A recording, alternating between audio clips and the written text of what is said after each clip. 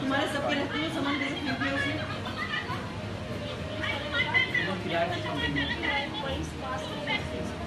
किराए का खराब इसको हो गया दिखाना भी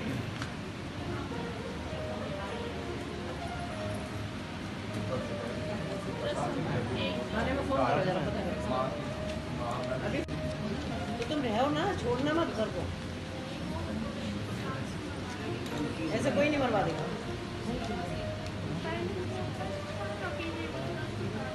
तुम्हारा पेट्रोल घर है? कितना बड़ा घर है? 7 कमरा ऊपर है। तो तुम जब उसमें सामान रखते हो तब वो सामान ये प्रॉब्लम प्रॉपर नहीं खाओ। तुम्हारी माँ है जितना पिताजी है? बेटा कितना बड़ा? कितना बड़ा? 25 साल 25 साल से तुम्हें 24 साल में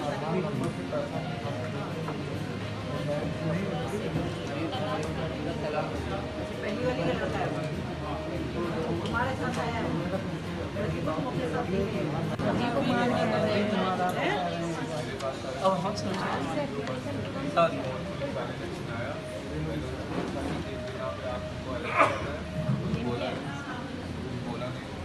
कौन से खाने में?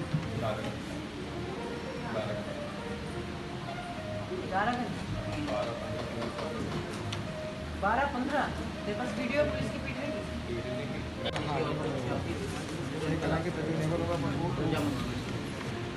तुम्हारी शादी कितने दिन हुए? वो सर बार बार जाएगा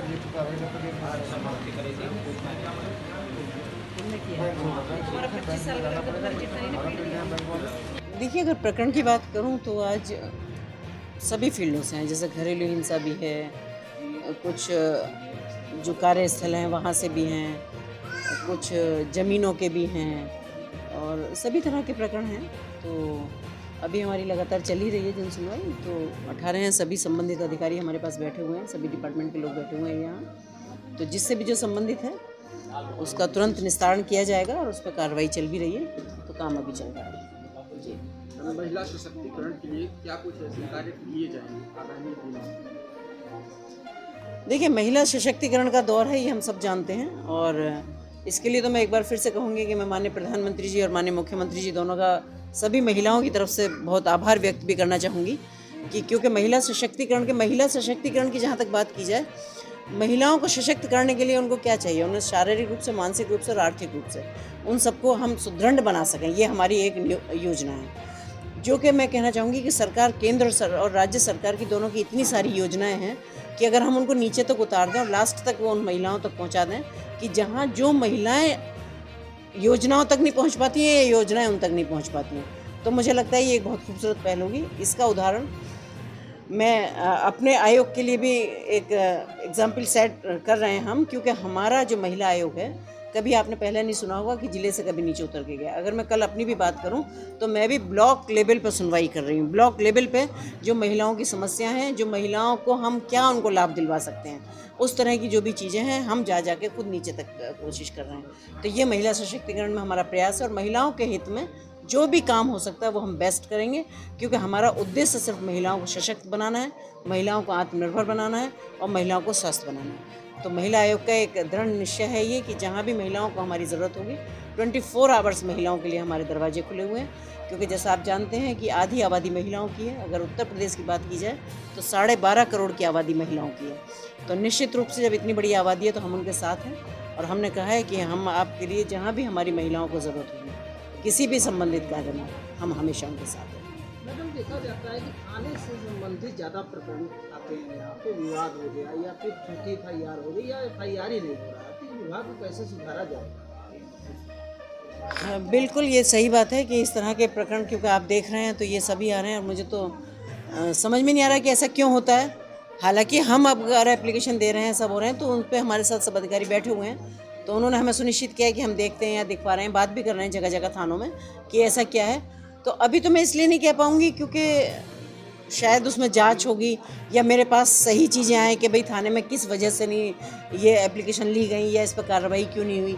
तो कुछ या तो इन्वेस्टिगेशन के हिसाब से अटकी हुई हैं चीज़ें, या कुछ ऐसा होता है कि दोनों पक्षों का है, या तरह तरह की थोड़ी प्रॉब्लम है। पर हाँ, ये प्रॉब्लम तो है कि थाने पे सुनवाई नहीं हो रही है या थाने पे हमारी एप्लीकेशंस नहीं ली जा रही हैं। तो अब ये मेरी भी थोड़ा समझ से बाहर है कि आखिर ऐसा क्यों हो रहा है, जबकि हमारे यहाँ अगर सरकार की व्यवस्थाएं देखी जाएं तो हर थाने में महिला डेस्क अलग लगी हुई है, हर ज़िले में महिला थाना लगा हुआ है। उसके बावजूद भी अगर महिला ये शिकायत लेके आती है कि हमारी FIR नहीं करी जा रही या कुछ में, तो बहुत अफसोस वाली बात है।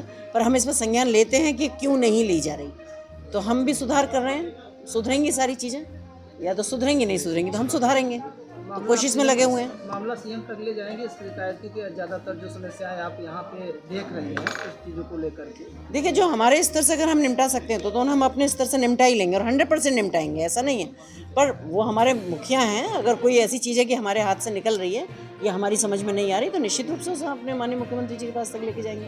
मैम, लैंड डिस्प्यूट को लेकर के काफ़ी विवाद सामने आता है, उसका किस प्रकार से निस्तारण किया जाए आने वाले दिनों में? देखिए, मेरे साथ हमारी SDM भी बैठी हुई हैं, और बल्कि कल एक ज़िले में थी तो वहाँ DM भी मेरे साथ थे। अब एक्चुअली क्या है कि जब तक आप दोनों पक्षों को नहीं सुनोगे तब तक आप उस पर निष्कर्ष नहीं निकाल सकते कि इसमें क्या प्रॉब्लम है। तो हम कई बार जब इस तरह की कोई चीज़ें आती हैं जिसमें हमें नहीं समझ आ रही कि एक ही पक्ष का हम सुन रहे हैं, हम कोशिश करते हैं कि दोनों पक्षों को बुलवाएं और उसमें फिर दोबारा से इन्वेस्टिगेशन कराएं, और जो फेयर हो, जो सही हो, उसमें कार्रवाई की जाए। योगी सरकार में महिलाओं की बढ़ोतरी हुई है, सुरक्षा के कार्य भी होते हैं, लेकिन अखिलेश यादव जी कह रहे हैं कि महिलाएं जो हैं सुरक्षित नहीं हैं। तो क्या कहेंगे उनके बयान को लेकर के? प्रेस कॉन्फ्रेंस करके उन्होंने बताया। देखिए, अगर अखिलेश जी ये नहीं कह रहे होते तो आज अखिलेश जी का नाम आप नहीं ले रहे होते, और आप नहीं नाम ले रहे होते तो उन लोग भूल गए होते। तो वो इस तरह की जब बातें करते हैं तो वो ये प्रूफ करते हैं कि भाई हम भी हैं, विपक्ष भी है, हम जिंदा हैं। तो ये कोई बात नहीं है, ये हम सब देख रहे हैं कि आज बहुत सुरक्षित हाथों में उत्तर प्रदेश है। अगर उत्तर प्रदेश की बात की जाए तो ऐसा माहौल कभी हुआ ही नहीं महिलाओं के लिए। आज चाहे दिन है चाहे रात है, महिलाएं चाहें तो रात को 12 बजे भी सड़क पर घूम रही हैं। हर ज़िले की, हर गांव की बात कर रही हूँ। जो बहन बेटियां हमारे पढ़ना चाहती हैं वो पढ़ भी रही हैं, जो नौकरी करना चाहती हैं वो नौकरी हैं। और इसके लिए कहते हैं ना, प्रत्यक्ष को प्रमाण की ज़रूरत नहीं है। अभी आप देख सकते हैं कि हमारी पुलिस में जो भर्तियाँ हुई हैं तो उसमें भी हमारी कितनी बेटियाँ हैं, और सब देहात वाले माहौल उससे ही आती हैं, सब निकल के। तो सुरक्षित वातावरण है, इसलिए लड़कियां पढ़ भी रही हैं और लड़कियां बढ़ भी रही हैं और लड़कियां बच भी रही हैं। तो बहुत अच्छा माहौल है। मैम, अब तक कितने मामले आपके सामने आ गए? देखिए, मामले तो अभी बहुत सारे हैं, लेकिन अभी तक जो मैं सुन पाई हूँ वो 18-19 मामले मैं सुन पाई हूँ। तो अभी चल रहा है काम, अभी चलेगा, हमारा सुनवाई चलती रहेगी। तो क्या महिला आयोग ऐसा भी कुछ व्यवस्था करने जा रहा है कि साल मतलब 1 महीने 2 महीनों में हर जिले में एक सुनवाई की व्यवस्था की जाए? इसका मतलब आपको महिला आयोग के बारे में पता ही नहीं है। महिला आयोग पहले दिन से ही महीने के 2 दिन सुनवाई करता है पूरे उत्तर प्रदेश में, क्योंकि महिला आयोग के पास 25 सदस्य हैं और 2 उपाध्यक्ष हैं, जिनकी आज भी सुनवाई, हमारे हर जिले में आज सुनवाई चल रही है। तो ये हमने जो पहला बुधवार और तीसरा बुधवार हमारे यहाँ जन सुनवाई होती है, उसमें अभी कुछ ऐसा हो गया था तो दूसरा और चौथा बुधवार हो गया था, लेकिन हमारा फिक्स है कि पहले बुधवार को और हम तीसरे बुधवार को जन सुनवाई करते हैं। हमारा उत्तर प्रदेश का कोई कोना ऐसा नहीं है, दूसरा जिले में ही नहीं होती, अगर ज़रूरत पड़ रही है तो वो तहसील और ब्लॉक लेवल पे भी हमारी सदस्य जाकर जन सुनवाई कर रही हैं। ये एक बहुत बड़ी बात है, और क्योंकि महिला आयोग कभी इतना नीचे तक नहीं उतरा, पर आज मैं गर्व के साथ कह सकती हूँ कि उत्तर प्रदेश के हर कोने में आज महिला आयोग काम कर रहा है।